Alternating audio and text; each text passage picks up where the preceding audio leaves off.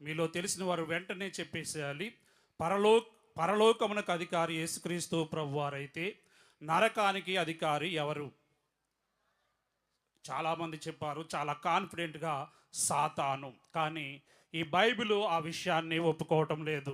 ప్రియమైన దేవుని పిల్లారా, విశ్వాసులమైన మనము లేక విశ్వాసులైన మీరు ఈ యొక్క బైబిల్లో తెలియచేర్చిన విషయాలను చాలా జాగ్రత్తగా ఆలకించి వాటిని అనుసరించి జీవించవలసిన వారై ఉన్నారు. కాబట్టి బైబిల్ చదవటము, బైబిల్ నేర్చుకోవటము, బైబిల్ను అనుసరించి జీవించటము అలవాటు చేసుకోనండి. ప్రియమైన దేవుని పిల్లారా, ఈ యొక్క సమస్త సృష్టిలోనూ ప్రధానమైన జీవి మానవుడే. ఈ మానవుడి మీదనే దేవుని యొక్క కనుదృష్టి కలదు.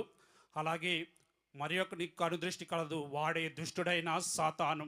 కాబట్టి ప్రతి మనిషి కూడా దేవుని గూర్చిన విషయాలు తెలుసుకోవాలి. అలాగే సాతానును గూర్చిన విషయాలు కూడా తెలుసుకోవాల్సిన అవసరమైనది. ఎందుకంటే వాడెంత దుష్టుడో, దుర్మార్గుడో, వాడెంతగా ఓడిపోయాడో, ఓడిపోబోతున్నాడో తెలుసుకోవాలి. కాబట్టి ప్రియమైన దేవుని పిల్లారా, ఈ యొక్క సమయంలో ఈ యొక్క దుష్టుడైన సాతానుని గురించి కూడా కొన్ని విషయాలు మనము తెలుసుకుందాం. ప్రియమైన దేవుని పిల్లారా, ఈ యొక్క భూమి ఆకాశములను కలుగు చేయక పూర్వము దేవుడు దేవదూతలను కలుగు చేశాడు. ఆ దేవదూతలలో ప్రధాన దూతలు కూడా కలరు.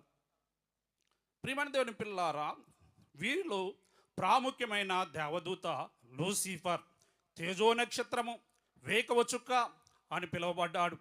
అంత మాత్రమే కాదు, అభిషేకించబడిన కెరూబు, ఆశ్రయము అని పిలువబడ్డాడు.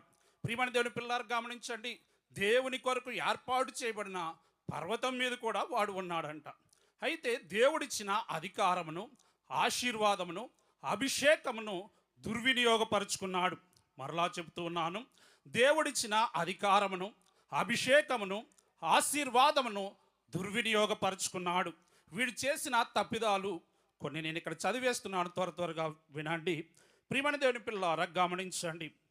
విస్తారమైన దోషముల చేత నీవు నీ పరిశుద్ధ స్థలములను చెరుపుకొంటివి. విస్తారమైన వర్తకము చేత లోపల అన్యాయము పెంచుకొని పాపము చేయుచూ వచ్చితివి.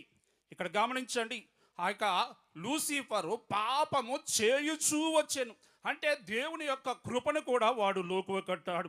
ప్రియమైన దేవుని పిల్లారా, నేను ఆకాశ మండలములకు ఎక్కిపోయేదను, దేవుని నక్షత్రములకు పైగా నా సింహాసనమును హెచ్చింతును.